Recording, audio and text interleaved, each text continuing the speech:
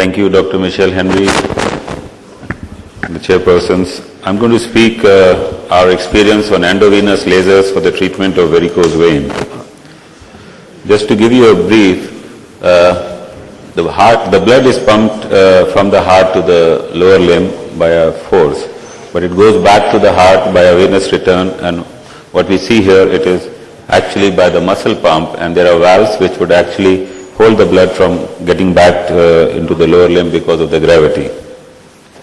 Now when these valves become incompetent, because of the gravity, the blood starts pooling into the lower limb veins, especially the superficial veins, and they become dilated, and this leads to the further incompetence of the valves, and this leads to what we call as the varicose veins. Surprisingly, it occurs in about 10% of our population, and about 2% of our entire population actually needs some sort of a treatment for varicose veins.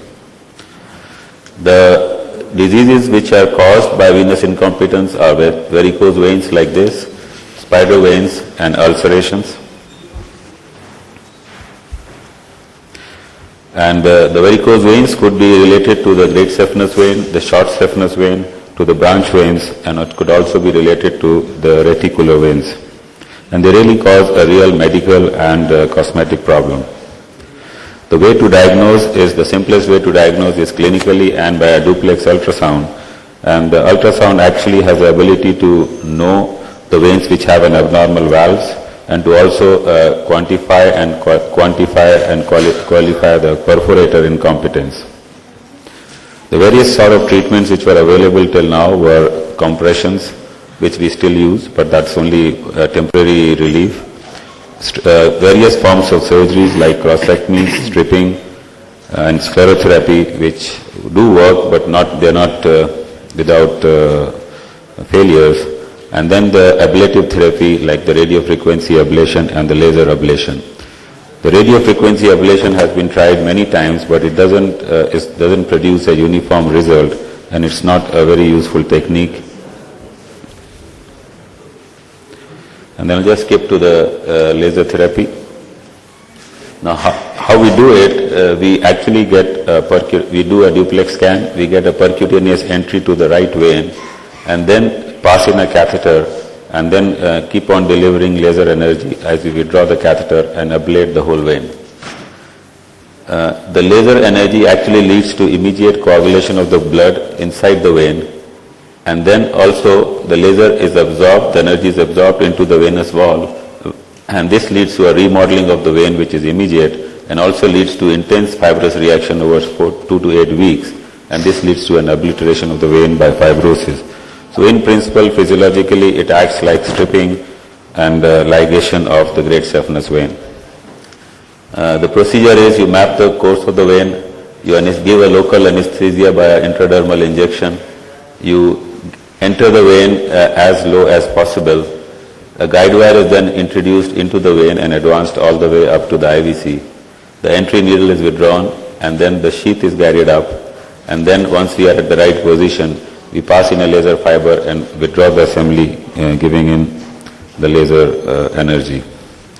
What is very important is that we have to mark the vein very properly, and we have to be in this great saphenous vein all along. There are many perforators. Normally, if you just get an entry point and exit point, you may get into a deep vein through a perforator and come back to the superficial vein.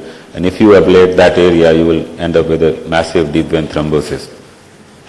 And the other important thing is not to damage any valves. If you are too near the valve, you will damage the great saphenous vein and the main valve here. If you are too near the saphenopopliteal valve, you may damage the nerves and the arteries also. So the other thing to avoid is, what you do is you give a local anesthesia all along the vein. So once you give that, it acts like a cushion, so that when you are giving the laser energy, the adjacent structures are not destroyed. Now this is just to show you when we are doing a laser, and what we do is, we have this red light. This is the aiming light. So once you have the laser probe in, you have already marked the valves and the landmarks on the skin, and you have the light, so you know that you are at the exact position. You can confirm it in the cath lab by fluoroscopy also, but this is the right way. And once you withdraw, the assistant keeps pressing the point where the light is, so that the veins, the two walls of the vein come together and remodel and get absorb as much of laser energy as possible.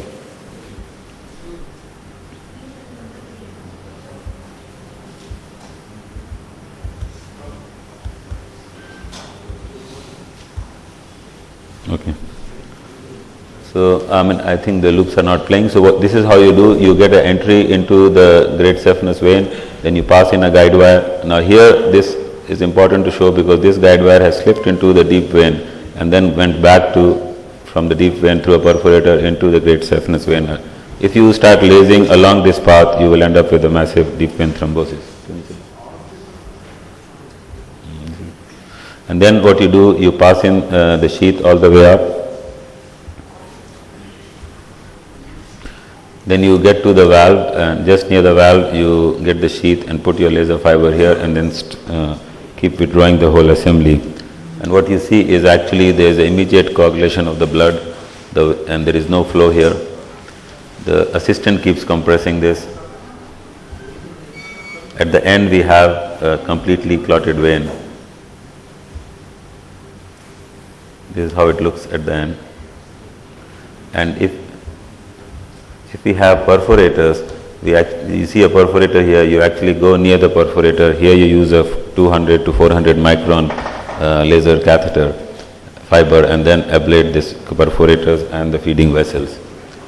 And if you have smaller veins like this which are left over, you directly go through a needle and lace them also, so that in one go you can treat all the veins. Now many a times we have varicose veins below the knee. Here we get an entry around the ankle or below the ankle, and we go up all the way up to the knee joint. We pass in the sheath in a similar fashion, and once we have the sheath in, we withdraw the whole assembly and do the lasing in the same way. Normally for veins greater than 8 millimeter we use high wattage of energy. For veins between 6 to 8 millimeter we use about 8 to 9 watts of energy, and veins which are less than 4 millimeter we just use 6 to 8 watts of energy. The whole procedure takes about 45 minutes, while the lasing time is about 4 to 5 minutes, and in general we have about 65 watts of energy delivered per centimeter of lasing the vein. The advantages are it's an outpatient procedure, it's a quick and easy to perform, it is minimally invasive and less traumatic, there is no scarring, local anesthesia is good enough, it has excellent clinical and aesthetic results. The closure of the vein can be controlled and it can be seen immediately on either on a fluoroscopy or on a Doppler, and it has a reduced procedure cost. This is my personal experience. Total number of cases is 237. Above knee is 129, below knee is 108, and we have 100% technical success. These are some of the before and after pictures. You actually see after about 8 weeks there is a complete resolution of varicose vein, and the patient is cosmetically very satisfied. Now there are some more extensions of doing lasers. We can also treat reticular veins and the branch veins, varicose, and here we use direct intradermal injection. We use very small amount of very small needle and a very small amount of laser energy which is given, and this can be treated almost straight away. The spider veins can actually be treated immediately on the table. You can be sure that the spider veins go away. And the technique is, what we do is we can treat vessels up to 1.5 millimeter, and we have a focusing handpiece where energy is defocused or at the surface tissue to avoid the skin burning. Skip this. The further applications are, if you have ulcers which do not heal, there is a lot of research which is going on this thing. If you give laser energy around this non-healing ulcers, you may actually reduce the healing time and increase the chances of healing. And various studies have shown that treatment with wounds with 5 watts of laser energy in a crisscross pattern leads to reduction in the ulcer area and the reduction in number of microbial colonies. The effect in diabetic patients was even stronger than non-diabetic patients. So in some way it works. How it works we don't know. Maybe it works by promoting or accelerating angiogenesis or increasing the blood supply. There's some further applications. If you have recurrence after surgery, then lasers do very well. So, just to conclude, this endovenous laser is a very good technique. It is almost a complete solution for various degrees of venous incompetence. We can treat varicose veins, telangiectasias, we can treat spider nevi, we can treat reticular veins, branch varices, spider veins, and also treat ulcers which are not healing, and we can even prevent ulcers and treat surgical recurrent cases. In conclusion, endovenous laser is a unique day care solution for venous varicosities and of different degrees of venous incompetence. It is being used now by cardiologists who are now transforming into vascular interventionalists and taking over the work of vascular surgeons, interventional radiologists, and now also the cosmetic surgeons. Thank you. So, Dr. Khanna, beautiful result. Do you think that the stripping is the past? Stripping is the past, or? No, stripping is still practiced by many surgeons, and it's very simple to do it because it can be done in any setup. While for laser you need experts who are trained in laser, and you need a machine, and you need a proper duplex scanning or a fluoroscopy. The stripping still, is the main treatment in our country. It works, but stripping never completely removes the vein. It always leaves some perforators, it always leaves some valves which are unattended. While if you are doing a laser properly under fluoroscoping guidance or a duplex guidance, you are treating the entire great saphenous vein, you are treating all the perforators and all the branch residual varicosities. Any questions? Yeah. If the patient is having varicose vein along with venous ulcer, then what is the protocol of treatment in your If we have varicose vein with a venous ulcer, what we first do is we give them compression stockings and antibiotics. After the proper treatment, we actually get into the vein in a relatively non-infected area and then lace the vein all the way above. That's how we treat it, and we still give compression stockings, keep pressing the ulcer, and most of the times it heals. For ulcer, when you start treatment for the laser treatment for the ulcer? Yes, we do. At what point of time when you get such a case? As soon as we have, the point of entry should not be infected. That's all. So we give them compression stockings, we reduce the edema, we give them an antibiotic for 1 or 2 weeks.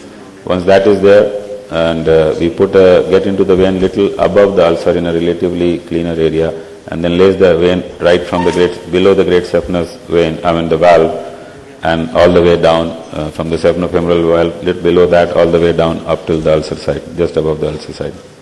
So when you start applying laser to the ulcer?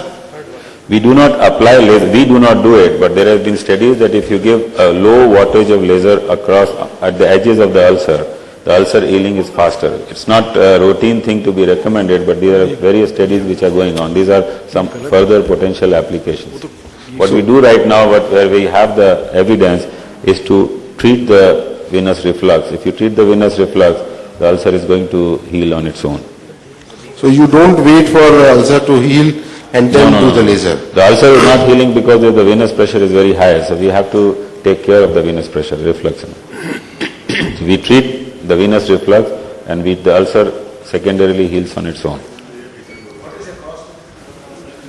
The cost depends on the center which we are working, because whether you are reusing the laser fibers or not, and secondly what is the hospital charges for that laser, but normally at our center it comes to about 70,000 rupees per limb. The console is somewhere around 20 lakhs to 25 lakhs to 40 lakhs depending on the company. And can I make a comment? We have treated almost more than 500 patients with endovenous laser ablation. There are 2-3 very important issues which has to be addressed whoever is doing the endovenous laser ablation. Most important is that whoever is doing the procedure has to be very savvy with the duplex. He has to do exact vein mapping, because it's not always the long saphenous vein which is the culprit. Sometimes if you leave behind the median thigh vein or the posterior arch vein, which are usually the culprits for causing venous ulcers, in that case definitely these patients will have recurrence, and this will give a bad name to the procedure. Other is, I just wanted to ask, most of your procedures are done under local anesthesia or in a regional or a general anesthesia? No, all of them are done under local tumescent anesthesia. What we do is we give a lot of anesthesia and we give a cold anesthesia and we sort of cushion the vein with a local, cold local saline. In our series, like all the patients, we have never used local anesthesia because we feel more comfortable in a regional anesthesia because you have to have multiple entry points and it's very difficult for patient to tolerate multiple punctures giving this tumescent anesthesia. And what we have seen is that the amount of cold saline which we can use under regional anesthesia is higher in quantity as when we can use it in local anesthesia. So the amount of paresthesia suffered by these patients post-procedure is comparatively very less. And the energy, which is usually mentioned in joules, so that we can easily be very liberal with the energy delivered and we can go up to 80 to even 100 joules per centimeter, especially in the area where there are large varicosities or blowouts.